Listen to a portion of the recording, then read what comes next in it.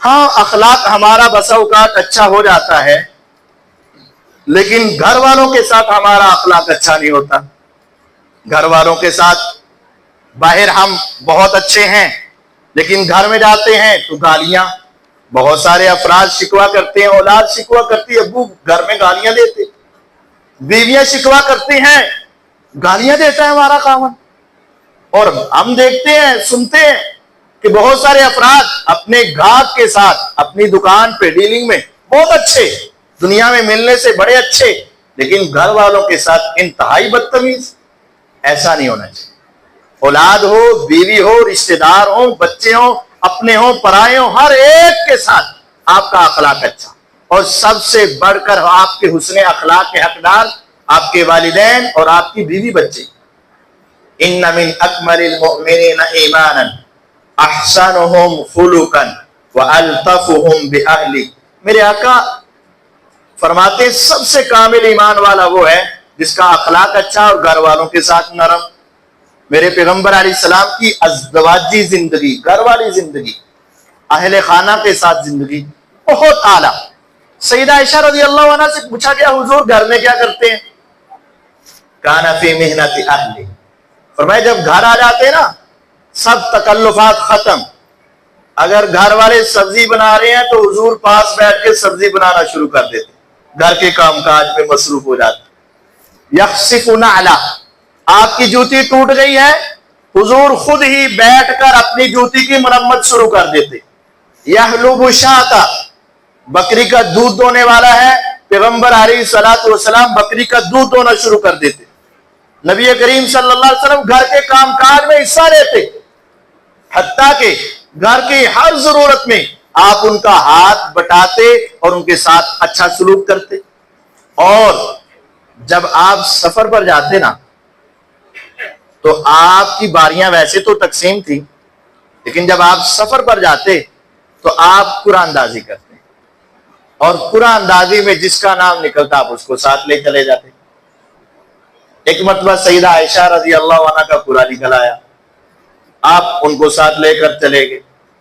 حضور سے زیادہ سنجیدہ انسان دنیا میں کوئی ہوگا، اور آقا سے زیادہ عزت والا کوئی انسان دنیا میں ہوگا؟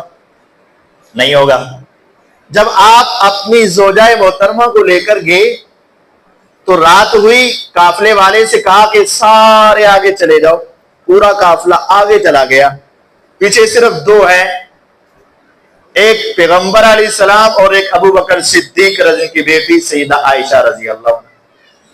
آپ نے اپنے گھر والوں سے پتہ کیا کہا؟ فرمایا عائشہ دوڑ لانی ہے۔ جس طرح بچے کھیلتے ہیں نا، بچے کھیلتے ہیں، آپ اپنے گھر والوں کے ساتھ اس طرح زندگی گزارتے ہیں۔ بچے ہوتے ہیں نا، یہاں سے وہ اس دیوار تک دیکھتے ہیں کون پہلے پہنچتا ہے، میں عائشہ رضی اللہ عنہ میرے نہ دوڑ لانی۔ اچھا تسی دسو تم میں سے کس نے لگائی ہے؟ کسی نے بھی نہیں۔ آپ نے فرمایا عائشہ رضی دوڑ لگانی؟ فرمایا ہاں۔ یہاں سے وہاں تک پہلے کون پہنچتا ہے؟ وہ پیغمبر علیہ السلام جن کے اشاروں سے چاند دو ٹکڑے ہو جائے، جن کے چہرہ بار بار آسمان کی طرف جائے تو قبلہ بدل جائے، وہ پیغمبر علیہ السلام جس کو رب ساتوں آسمانوں سے اوپر بلائے، آج وہ اپنے گھر والوں کے ساتھ زندگی ایسے بسر کر رہے ہیں۔ فرمایا دوڑ لگانی ہے، فرمایا حضور لگا لیں۔ آپ نے دوڑ لگائی۔ امی عائشہ رضی اللہ عنہا کی عمر بھی تھوڑی، جسم بھی ہلکا، نبی پاک صلی اللہ علیہ وسلم کی عمر بھی زیادہ، جسم بھی بھاری، امی عائشہ رضی اللہ آگے گزر گئی اور حضور علیہ الصلوۃ والسلام دوڑ میں پیچھے رہ گئے۔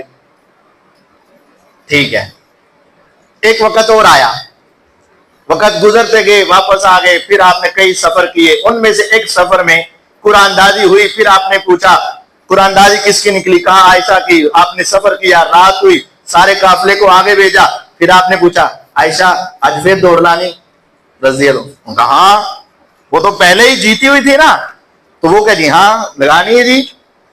لیکن اب کی بار ان کا جسم بھی بھاری ہو گیا اور عمر بھی پہلے سے بڑھ گئی، اب دوڑ لگائی تو نبی کریم صلی اللہ علیہ وسلم آگے اور امی عائشہ رضی اللہ عنہ پیچھے۔ آپ نے فرمایا تل کا بھی تل کا، عائشہ گول ایک ایک برابر ہو گیا, صاف برابر ہو گیا. آپ اپنے گھر والوں کے ساتھ محبت, پیار, الفت اور ان کے ساتھ اس طرح رہتے. آپ یہ نہیں کہتے میں نبی, میں پیغمبر, میں نبیوں کا سردار, بس چہرے پر سلوٹے, زبان پہ سختی. نہیں نہیں نہیں, آپ اپنے گھر والوں کے ساتھ انتہائی نرم مزاج رہتے تھے اور ہمیں بھی یہی حکم دیا.